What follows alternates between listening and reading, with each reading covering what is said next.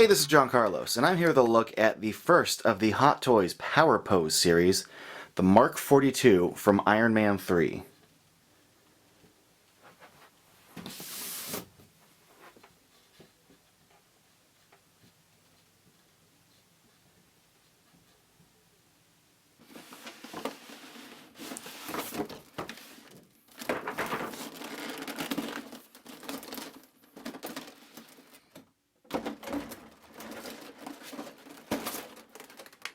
The figure has a closed fist left hand, but he comes with this alternate open palm left hand. He also comes with this alternate leg, which I'll show you how to attach. And he also has these little foot stabilizers, which are pretty cool. We'll show you those in a bit too.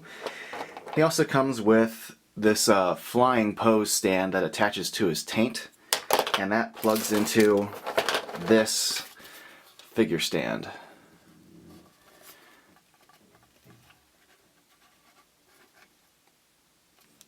So the figure has some limited articulation in the feet and in the shoulders. That's pretty much it. That and the head. No elbow, although you can, swing the wrists around. You're only going to see that kind of articulation right there at the shoulder. The head also has a limited range of left to right and a little bit of up and down. But that's why this series is called Power Pose and not Power Poses. Let's give you a closer look at some of the detail of the sculpting and the paint that's been going on here. As usual for Hot Toys, there is some really good detail, especially like in the armpit area.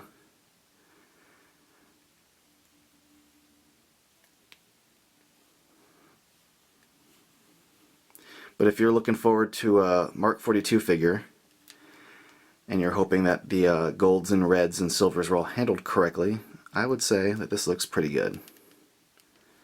And here's a closer look at his feet, and I'll just take you through his legs.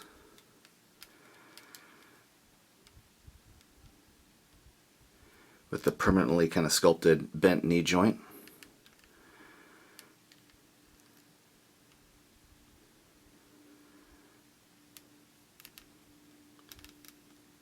Here's a little close-up of the arc reactor, which will take you to the back of the figure. Back of the figure is where you can remove the battery compartment. So if you just reach to his armpit area there, you just pop that back section off, and then flick that switch, and that controls all the lights. So you only have one battery source for everything, so you no longer have to pop off the mask for the headlights and pop off the chest piece for the chest arc reactor. It's all just one switch for everything, and that's pretty awesome.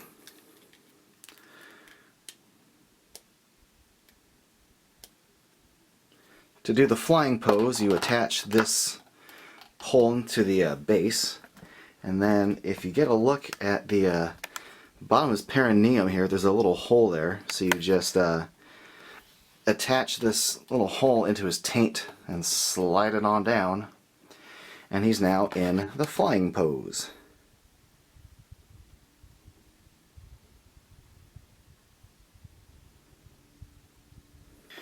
Now to switch out the leg into a battle pose where he's standing, you gotta pop that leg section off first. That way you're just gripping the thigh base. And that thigh piece came off rather easily.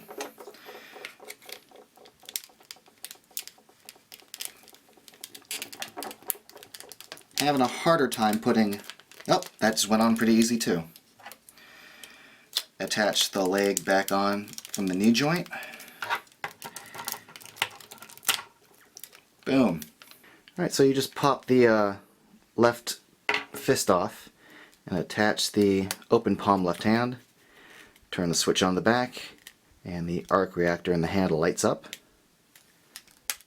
I should have caught this earlier, but there are some limited leg articulations in the hip area, and you will need that swiveling thigh in order to get the figure to get into a stance where he is able to stand on his own. You'll need to swivel that a bit, or maybe adjust the leg forward or back to get the weight from the top correct. Now the figure comes with these little pegs that you kind of put into his feet. You'll notice that there's like a curved line in there, and that matches the curved line of the base.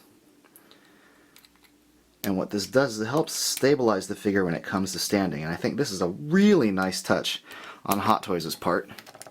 It's black like the base, so it kind of blends right in and you can't really see it under the feet.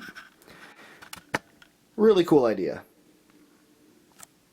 Lastly, I just want to point out that he does have a double ball joint in his head, so he's got a little bit of range of motion here, and then it can pivot forward a little bit more and move. It's just a little bit of the up and down, but it does, kind of change how aggressive his head pose is. So here's a little look at him in his standing pose.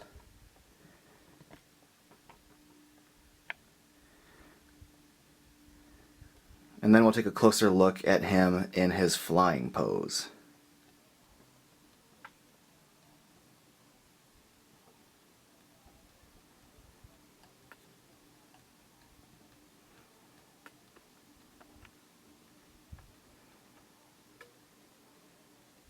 This figure is currently available at Corner Store Comics, and I gotta say it's a really nice piece. It's got solid detailing and it's got really good paint, but the price point is what really makes it worthwhile.